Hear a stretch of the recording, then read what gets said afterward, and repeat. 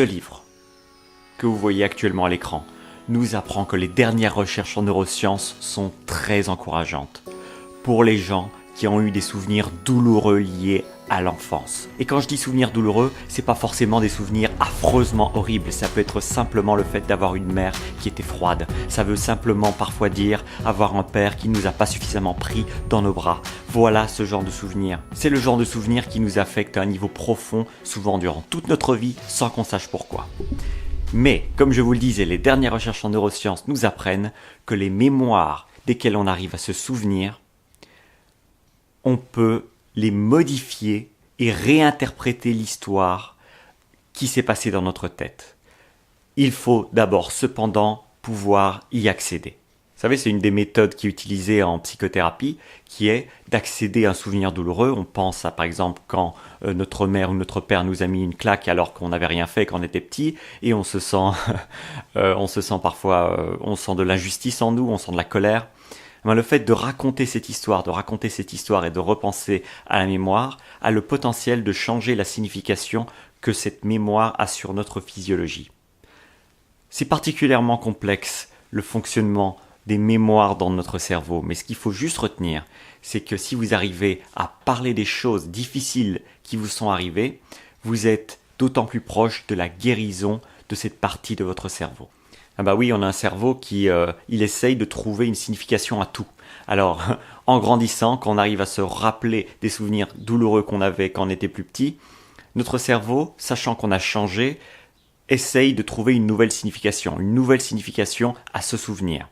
Le miracle de la thérapie EMDR, une thérapie que je recommande beaucoup sur cette chaîne, c'est que grâce à des mouvements de vos yeux, vous allez pouvoir enlever la charge émotionnelle qui était liée à cet événement, pour pouvoir ensuite changer la manière dont vous percevez ce souvenir. Et la manière dont on perçoit les souvenirs, c'est directement lié à la manière dont notre corps fonctionne. Si on a constamment des mémoires du passé qui viennent nous hanter, on a constamment un corps qui génère des hormones du stress. On a constamment un corps qui a peur de recevoir un coup. On vit constamment dans la peur, jour et nuit, sans savoir pourquoi on a peur. Et c'est pas possible de vivre une vie heureuse si on a constamment ces mémoires du passé qui viennent nous hanter.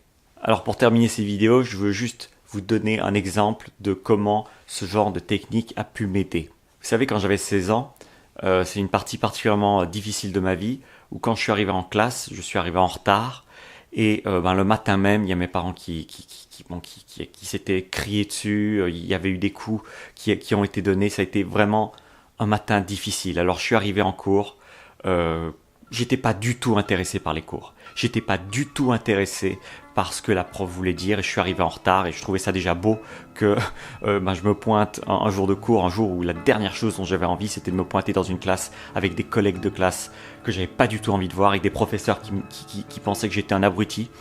En tout cas, certains d'entre eux pensaient que j'étais limité, et je me suis retrouvé à ouvrir cette porte de classe.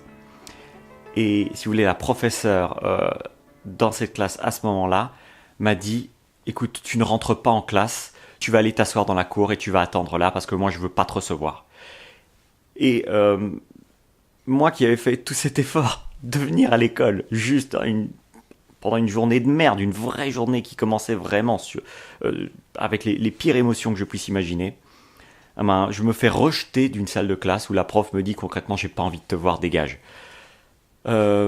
Alors, ce souvenir m'a beaucoup affecté pendant de nombreuses années parce que j'ai développé vraiment une sorte de haine de l'école, de haine des professeurs, de pas mal d'institutions académiques, simplement à cause de ça.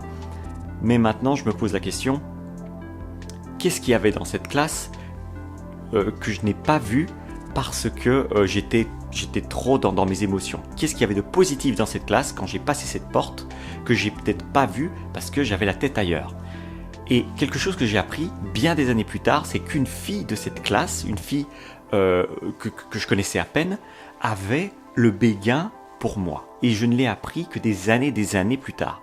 Mais le fait de l'apprendre et de savoir qu'elle était assise sur une chaise durant cette partie de la mémoire m'a permis de reprogrammer ce souvenir et de voir ce souvenir d'un autre angle. Parce que je me suis dit que là où moi je me voyais comme une espèce de type qui avait aucun avenir. Je passe la porte de la classe et je rentre en classe et je me fais jeter comme une merde.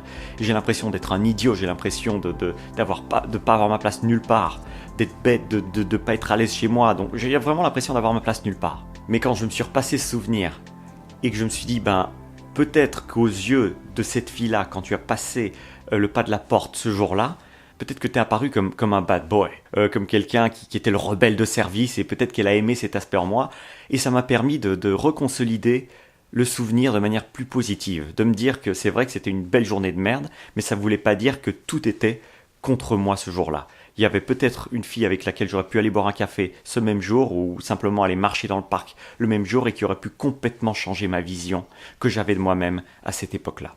Parce que ma confiance en moi était vraiment au niveau du plancher. Je pensais que personne ne m'aimait, je pensais que j'étais repoussant. Et donc ça m'a fait beaucoup de bien de réinterpréter le souvenir comme ça. Alors la question que je vais vous poser maintenant, c'est quelle est la chose qui vous a marqué dans votre passé? Ça peut être un souvenir de l'adolescence, ça peut être un souvenir de la petite enfance, ça peut être un souvenir récent, quelque chose qui vous a vraiment rendu irritable, ou alors qui vous a fait mal, ou qui vous a rendu triste. Et essayez de vous demander s'il n'y avait pas une chose, quand vous repassez la scène dans votre tête, une chose que vous n'avez pas pris en compte qui était positive. Je m'en réfère à votre imagination, parce que votre imagination, c'est elle qui peut faire le travail de trouver la raison pour laquelle vous avez peut-être omis des choses positives qui étaient en train de se passer durant cette mémoire négative. C'est possible. Posez-vous simplement la question. Essayez de revivre cette mémoire et de la réinterpréter sous un nouveau jour. C'est tout pour cette vidéo, on se voit demain pour un autre conseil sur l'entretien de votre cerveau grâce au pouvoir des neurosciences. C'était Thierry Markovitch.